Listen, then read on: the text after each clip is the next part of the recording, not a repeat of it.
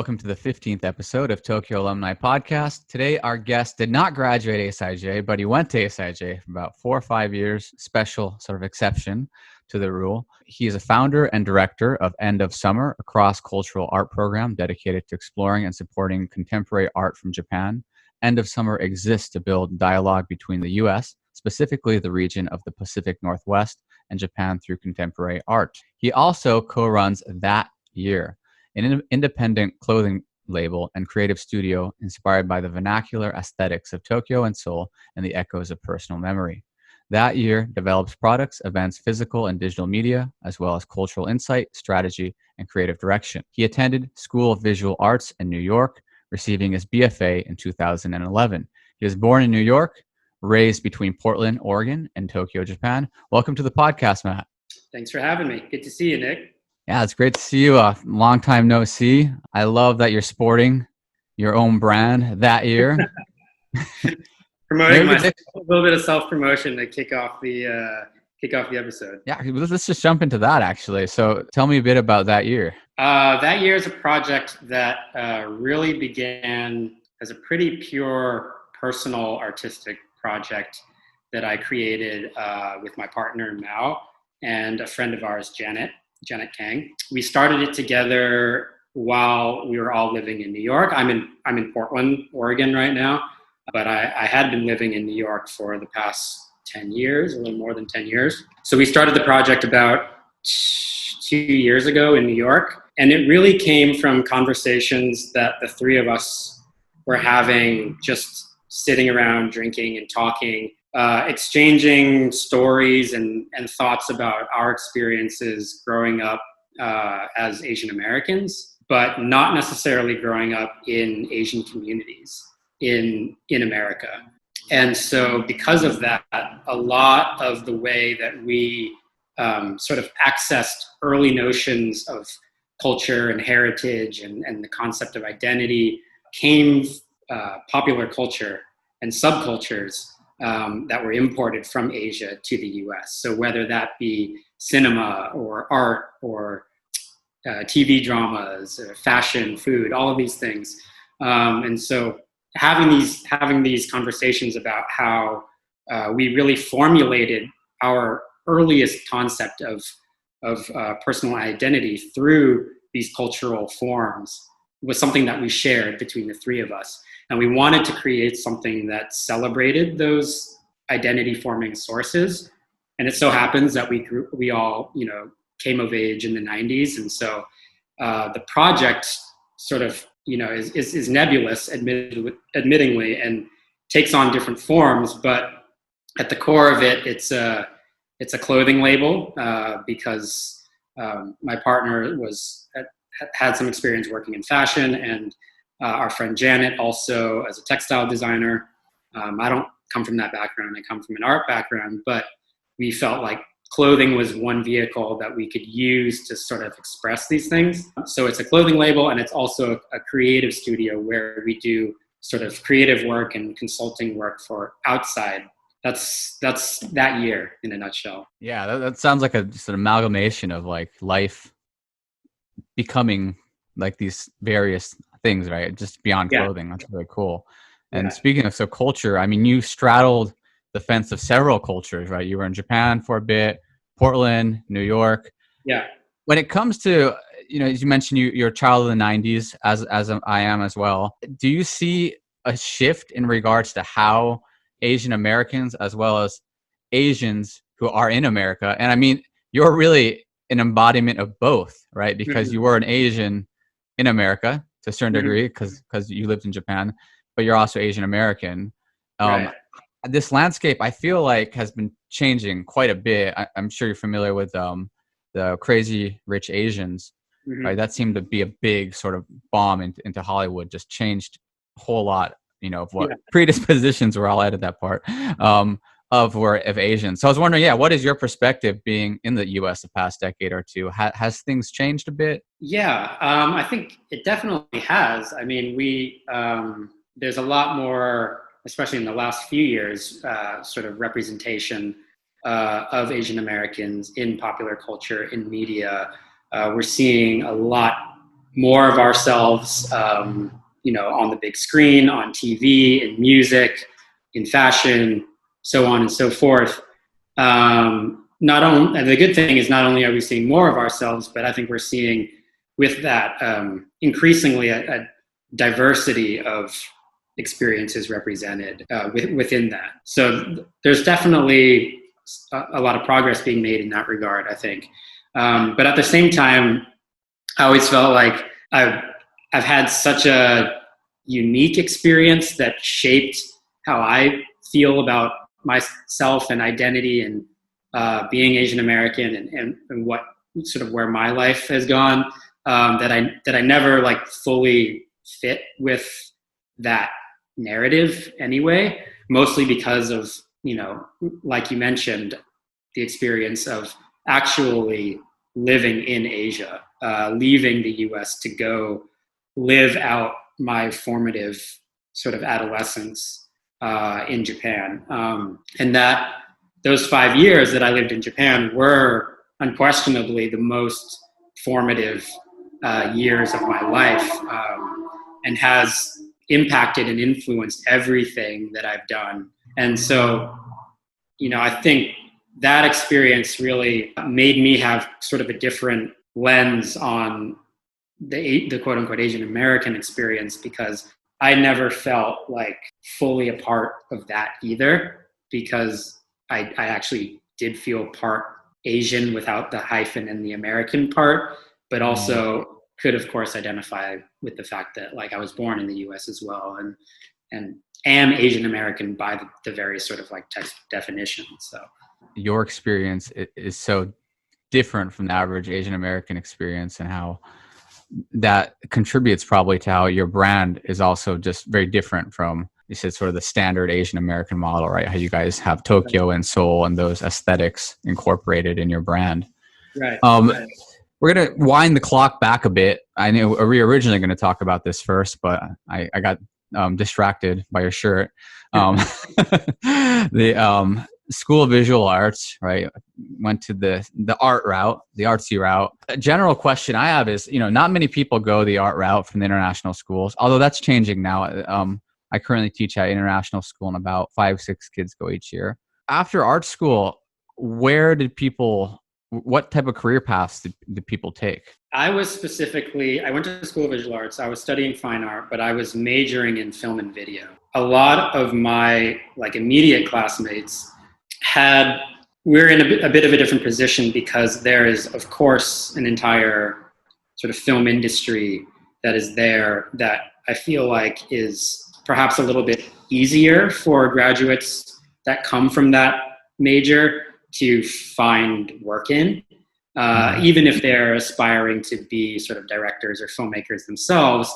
They can enter the industry in a wide variety of sort of positions and be able to stay close to what they do with, while they're working on, of course, their own, what they would really love to be doing, which is like making their own films. And that happens for, fine artists proper as well. But I feel like it is a little bit more volatile for an art school graduate, that wants to enter the contemporary art world. You can basically graduate and then sort of enter into art administration of some sort, working for a commercial art gallery or a museum or a nonprofit or something like that. And so there are people that graduate and end up going that route, or there are people that end up sort of making a sort of continuing their life in academia, which is a big sort of option, not a big option, but it's an option as well that people choose in the art world, is to receive your BFA, go back for your MFA, get your PhD, become a teacher, and all the while, making your art outside of that, perhaps. But I think the most everyone graduates from art school and maybe doesn't necessarily ever earn their living from their art. A very small sort of percentage of people ever achieve that. And so almost immediately after graduating art school, no matter what your background or major is, everyone is starting to like look out at the landscape and see how, which avenue they're going to go down for survival while continuing their art practice outside of that. So you've lived straddling the Pacific Ocean, right? Going from East Asia to the United States, and you started end of summer. So you've straddled sort of this Pacific Ocean, right? Living in Japan, living in the US, and you start in 2015/16, this cross-cultural exchange program. Can you explain a bit about this program, how it came to fruition? Yeah, where is it today? Yeah. So in 2015/16, I founded a program called End of Summer, which is, as you mentioned, a cross-cultural art program that specifically engages with contemporary artists from Japan and brings them from Japan here to Portland for a month-long residency program here in Portland that lasts 1 month every August of the year. It's sort of a deep dive for them into the art community here in Portland. They receive a studio to create their work in, housing, airfare. I've sort of have set it up nicely for them so that there's really no barrier for them to say no to the opportunity. And they come to Portland and we work together throughout the month, and I introduce them to different community or different people in the community, artists in the community here, curators, interesting academics and thinkers. And it's just sort of a really fruitful, dense month that we have together where there's no pressure to make anything on their part, just sort of be a sponge and soak things in. That's really cool. And when you started this off, what was the inspiration? And also, like, how do you manage to pull this off and get so many resources condensed into 1 month? I had prior to starting it, I had no experience creating or running anything like this. But I think the only reason why I had some of the confidence that I could pull it off was because I realized that I had been doing some version of it my entire life. And, because you came to visit me when we were younger in Portland as well, while we were both still living in Tokyo. So throughout my life, I had been kind of hosting people, friends from Japan here in Portland in the summer because it's the best time of the year here, kind of being this tour guide, camp counselor kind of figure to my friends. And so I think that despite not having the background in running a program like this, I felt confident enough that I would be able to figure it out because it felt so natural to me, basically hosting people from Japan here in Portland. From there, I just luckily leaned on a lot of the connections that I already had in the art community, both here in Portland and in Tokyo, to help set it up. I founded the program as a sort of collaboration and a partnership with an art center and an organization here in Portland called Yale Union. That is a really amazing art space here in Portland that does a lot to bring artists from around the world, international artists, to Portland. Portland is not an art center like New York or Los Angeles. It's not considered sort of an art capital. We are a smaller city. And so oftentimes we don't get a lot of the kind of exhibitions or the artists from around the world to come here. And Yale Union is a really integral organization and space that brings really world-class contemporary artists to Portland. And so I thought they were kind of a perfect fit for my program that I was starting because of the fact that End of Summer is specifically in dialogue with contemporary Japanese art.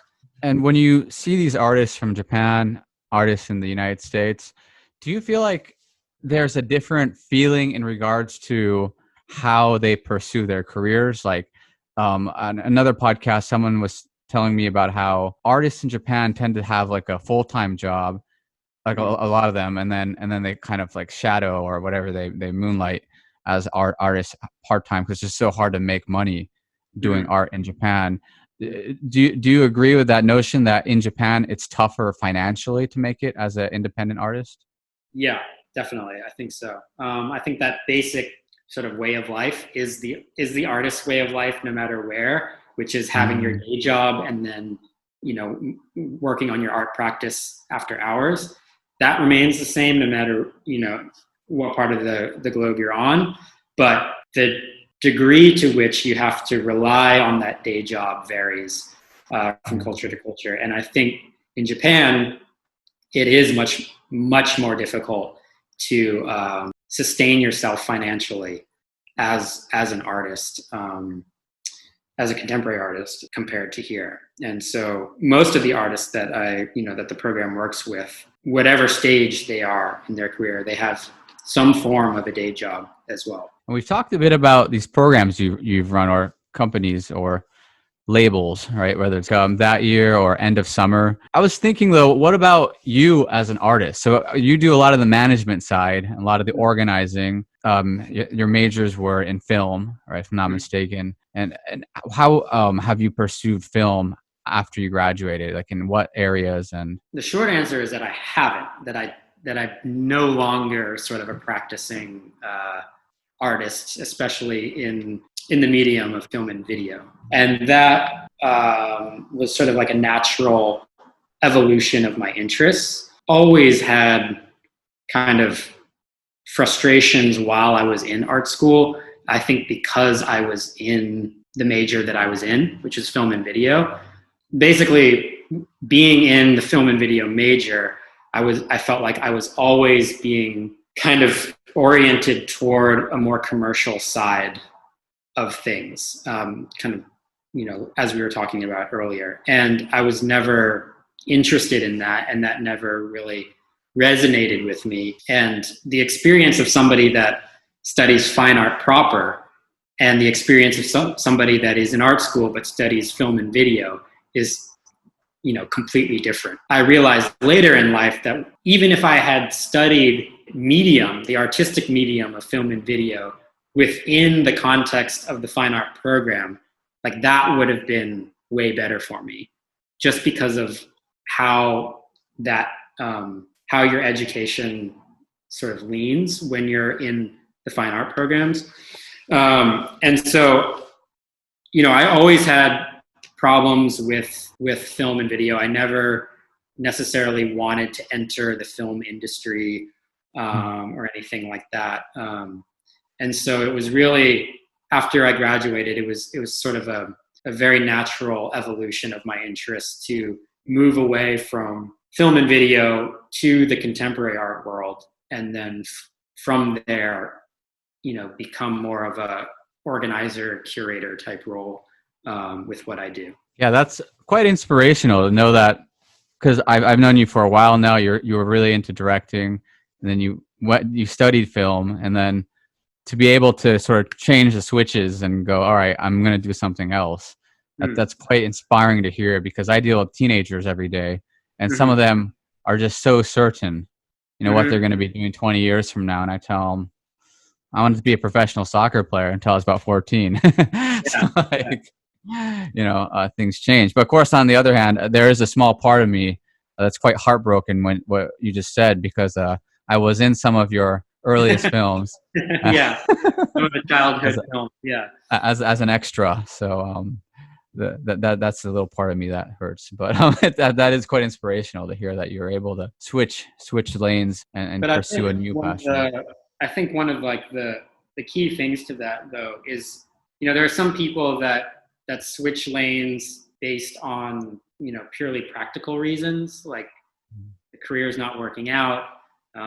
They feel pressures in life as they get older financially to do something more lucrative, or their family wants them to do something different. So they switch careers, and, you hear that all the time. But I was probably like some of your students in that I felt like I wanted to, at that time, I knew I wanted to make films most of my young life. And I did that for most of my adolescence. So I was so certain that that's what I wanted to do. But change in direction for me really didn't feel jarring at all, as it might for somebody looking on the outside. Just because fortunately, I feel like I've always known myself really well. And so I know that it's what drove me to change directions was actually that I found a way of expressing my interests or engaging with my interests that was actually closer to those interests than what I was doing before, if that makes sense. So there's still a thread of connection from what I did, what I wanted to do when I was 14, to what I'm doing now, even though it may look dissimilar on the outside. I know what all of those threads of connection are between them that has sort of got me here. Yeah, I like the word you use, evolve, and that's a great point. That it's not like you stopped full stop. It was always a journey, and you're just shifting directions. So, you didn't graduate the American school in Japan, but you did attend international schools, to be specific, ASIJ, for a chunk of your formative years, or 5 years. And how did that experience mold who you are today? It's hard to sum up and articulate, honestly, because that time in my life is everything to me.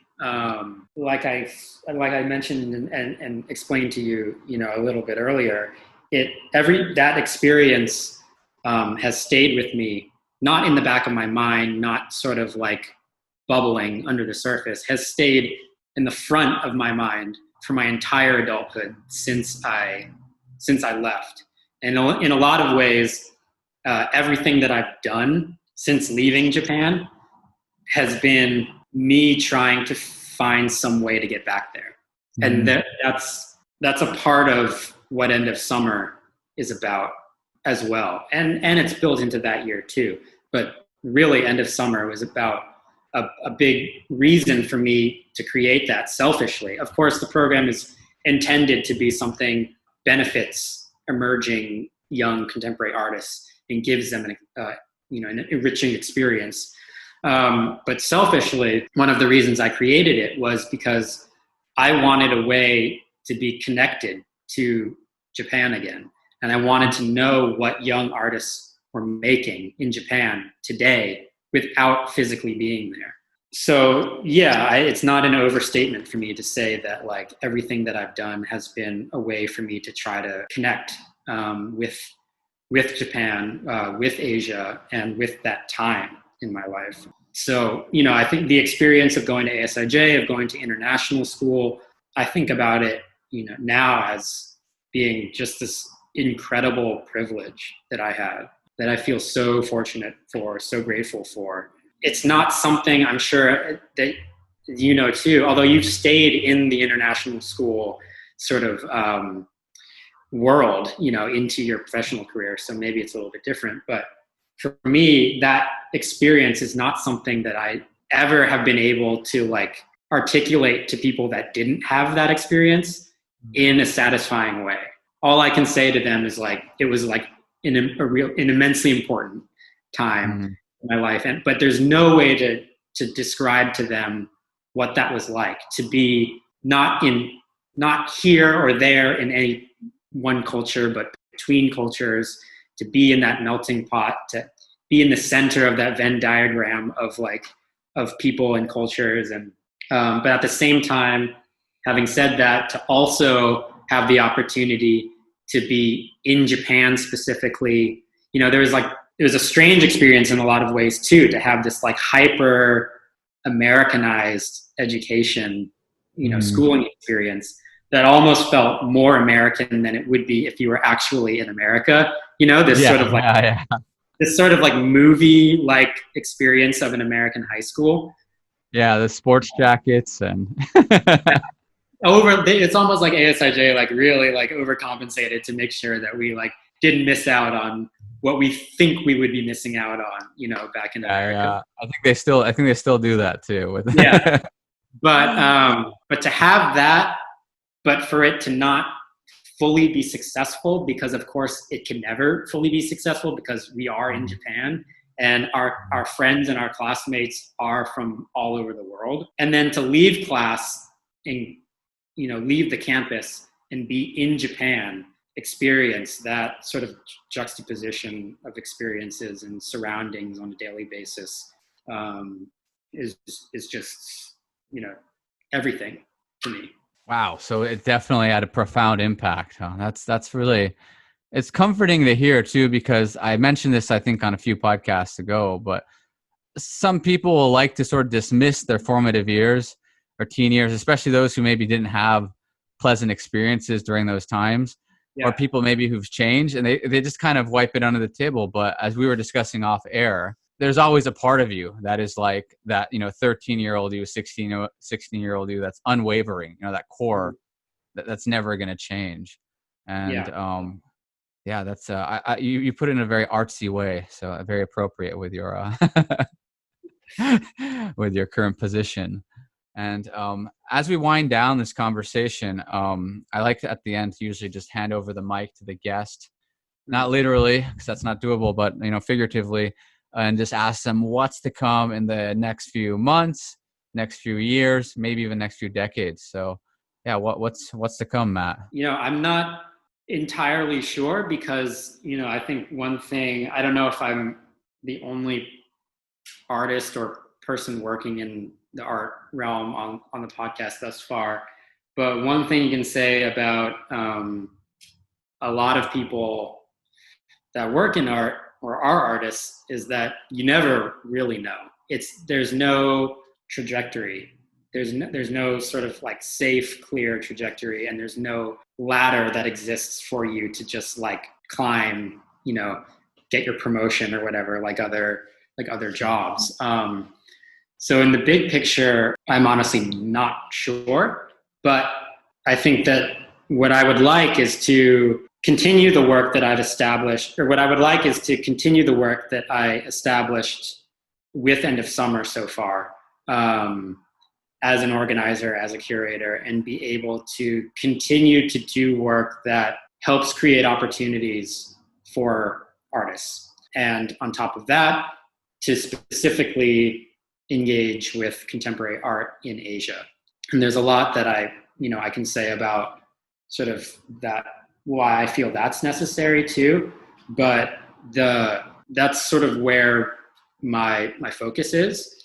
I'm working on now create the next sort of evolution of End of Summer, coming from an artist residency and a lecture series, which is how it exists right now, is creating a digital platform for the program that will allow the artists that I work with have a much greater sort of reach through their work and have their ideas and their thoughts and their voices proliferate much wider through this online platform. The next thing that I would like to do is hang on to that very, you know, localized way of thinking about art. You know, in the sort of our globalized era, there's something that I think is very important about that. But then at the same time, figure out a new way to have these artists' voices be able to spread as widely into as large of an audience as possible. So that's the function of the next step, which is a sort of online platform. Sounds cool. So keep me in the loop, especially if you do get back into directing. I'm always willing to act. I think last time my role was Boy A or something like that. I got murdered. You're a nameless character, yeah. Yes. So if you ever need a name. If you've been working on your acting skills, maybe we can give you a minor speaking part this time. Maybe a few lines, yeah. Yeah, it was good catching up with you. See you around somewhere in the world, whether it's Portland, Tokyo. You're always welcome on Jeju Island. Well, thanks for joining us on the 15th podcast of Tokyo Alumni Podcast, and see you around. Thanks for having me.